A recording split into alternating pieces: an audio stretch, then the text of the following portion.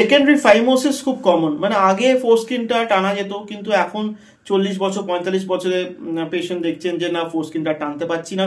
সেক্সের সময় গিয়ে তখনই ব্যাপারটা বুঝতে পারেন যে কেমন ফেটে ফেটে যাচ্ছে, কেমন ব্লিডিং হচ্ছে, ভীষণ ব্যথা করছে। সেই ক্ষেত্রে বলতে চাই সেকেন্ডারি ফাইমোসিস খুব কমন আজকালকার দিনে। বেসিক্যালি আমি বারবার এই নিয়ে আমি কথা বলে থাকি, এবং তার একটা মোস্ট কমন কারণ হচ্ছে ডায়াবেটিস। অনেক সময় 48 বছর বয়সে কিন্তু দেখা যাচ্ছে উনি যখন সুগার টেস্ট করি তখন সুগার, উনি প্রথমে বলছেন না আমার সুগার, আমি অনেকবার দেখেছি আমার সুগার নেই। সেকেন্ড হচ্ছে গিয়ে sexually transmitted infection, that is also very common.